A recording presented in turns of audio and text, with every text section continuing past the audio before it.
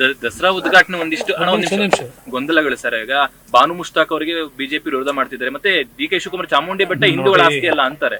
ನೋಡಿ, ನಾನು ಯಾರು ತಾಯಿಯ ಒಂದು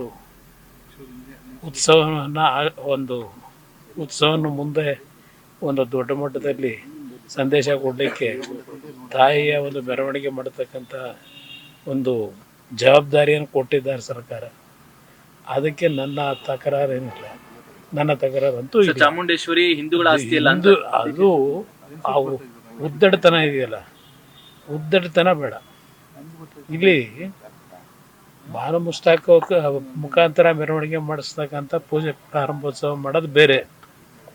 ಇವರು ಹಿಂದೂ ದೇವಸ್ಥಾನಗಳು, ಧಾರ್ಮಿಕ ಸಂಸ್ಥೆಗಳು ಯಾರಪ್ಪನ ಆಸ್ತಿ ಅಲ್ಲ ಅಂತಕ್ಕಂಥದ್ದು ಅವ್ರ ಉದ್ದಡತನ. ಇವತ್ತು ಧಾರ್ಮಿಕ ಕ್ಷೇತ್ರಗಳಲ್ಲಿ ಹಲವಾರು ಈ ರೀತಿಯ ಒಂದು ಸಮಸ್ಯೆಗಳು ಉಂಟು ಮಾಡೋದೇನಿದೆ, ಅದು ಸರ್ಕಾರಕ್ಕೆ ಕೂತು ಬರ್ತಕ್ಕಂಥದ್ದು, ಅದರ ಒಂದು ಸಮಸ್ಯೆಗಳು ಎದುರಿಸ್ತಕ್ಕಂಥದ್ದು ಅವರೇ ಅನುಭವ. ಕೊನೆಯ ಪ್ರಶ್ನೆ, ದಸರಾ ಉದ್ಘಾಟನೆ ಒಂದಿಷ್ಟು ಗೊಂದಲಗಳು ಸರ್. ಈಗ ಬಾನು ಮುಷ್ತಾಕ್ ಅವರಿಗೆ ಬಿಜೆಪಿ ವಿರೋಧ ಮಾಡ್ತಿದ್ದಾರೆ, ಮತ್ತೆ ಡಿ ಕೆ ಶಿವಕುಮಾರ್ ಚಾಮುಂಡಿ ಬೆಟ್ಟ ಹಿಂದೂಗಳ ಆಸ್ತಿ ಅಲ್ಲ ಅಂತಾರೆ. ನೋಡಿ, ನಾನು ಯಾರು ತಾಯಿಯ ಒಂದು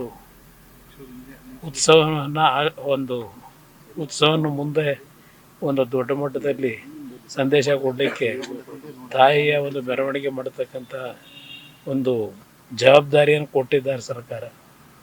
ಅದಕ್ಕೆ ನನ್ನ ತಕರಾರೇನಿಲ್ಲ. ನನ್ನ ತಕರಾರಂತೂ ಚಾಮುಂಡೇಶ್ವರಿ ಹಿಂದೂಗಳ ಆಸ್ತಿ ಅಲ್ಲ ಅಂತ. ಅದು ಆ ಉದ್ದಡತನ ಇದೆಯಲ್ಲ, ಉದ್ದಡತನ ಬೇಡ. ಇಲ್ಲಿ ಬಾನು ಮುಷ್ತಾಕ್ ಮುಖಾಂತರ ಮೆರವಣಿಗೆ ಮಾಡಿಸ್ತಕ್ಕಂಥ ಪೂಜೆ ಪ್ರಾರಂಭೋತ್ಸವ ಮಾಡೋದು ಬೇರೆ.